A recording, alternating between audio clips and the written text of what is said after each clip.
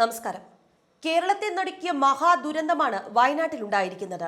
ഇന്നലെ അർദ്ധരാത്രിയോടുകൂടി ഉണ്ടായ ഉരുൾപൊട്ടലിൽ 24 പേരുടെ മരണമാണ് സ്ഥിരീകരിച്ചിരിക്കുന്നത്. അതേസമയം മരണം 36 എന്ന ചില വിവരങ്ങൾ അനൌദ്യോഗികമായി ലഭിക്കുന്നുണ്ട്. നിരവധി പേരെയാണ് കാണാതെയായിരിക്കുന്നത്. നിലമ്പൂർ പോത്തുകല്ല് ഭാഗത്ത് പുഴയിൽ പലയിടങ്ങളിൽ നിന്നായി നിരവധി പേരുടെ മൃതദേഹങ്ങൾ ഒഴുകിയെത്തുന്ന കാഴ്ചയുമുണ്ട്. വയനാട് ഉരുൾപൊട്ടൽ ദുരന്തത്തിൽപ്പെട്ട് ചാലിയാറിലൂടെ ഒഴുകിയെത്തിയ മൃതദേഹങ്ങളാണിത് എന്നാണ് സംശയം. പല വീടുകളും ഒലിച്ചുപോയി.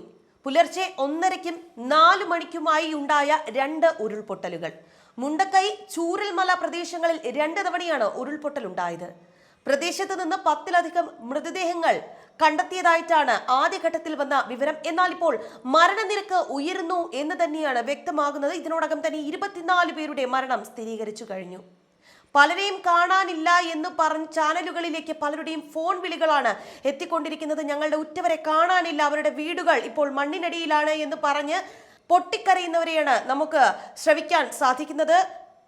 പല വീടുകളിലും മണ്ണിടിഞ്ഞ് വീണ നിലയിലാണ്. 2019 പ്രളയകാലത്ത് നിരവധി പേർ മരിച്ച പുത്തുമല ദുരന്തം നടന്ന സ്ഥലത്ത് നിന്ന് 2 കിലോമീറ്റർ മാത്രം അകലെയാണ് ഇവിടം.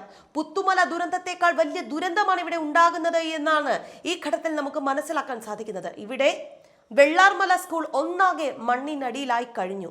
സഹായം തേടിയ ആളുകളുടെ നിലവിളി കേട്ടിട്ടാണ് പ്രദേശം ഇന്ന് ഉണർന്നത് പോലും.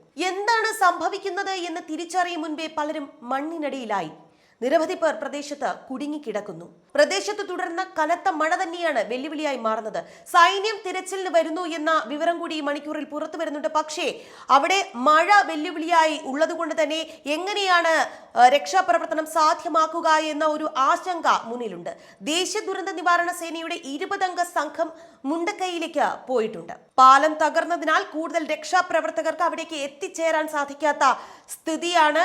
ഒരു പ്രദേശത്തെ തന്നെ 2ആയി പിളർത്തിക്കൊണ്ടുള്ള ഒരു ഉരുൾപൊട്ടലാണ് ഉണ്ടായത്. മുണ്ടക്കൈയിലെ ഉരുൾപൊട്ടലിന്റെ വ്യാപ്തി സംബന്ധിച്ച വിവരം പോലും ഇപ്പോൾ ലഭ്യമല്ല എന്നതും സങ്കടകരം തന്നെയാണ്.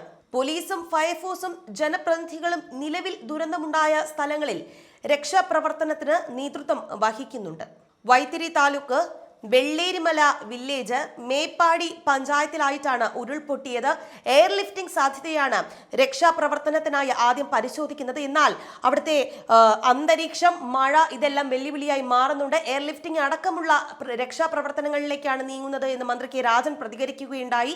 എയർഫോഴ്സിന്റെ ALH-MI-17 ഹെലികോപ്റ്ററുകൾ പുറപ്പെട്ടിട്ടുണ്ട്. അധികം വൈകാതെ കൽപ്പറ്റ SKMJ സ്കൂൾ ഗ്രൗണ്ടിൽ എത്തും എന്നാണ് അറിയാൻ സാധിക്കുന്നത്. Aerial view ലഭ്യമാക്കിയിട്ടുണ്ട്.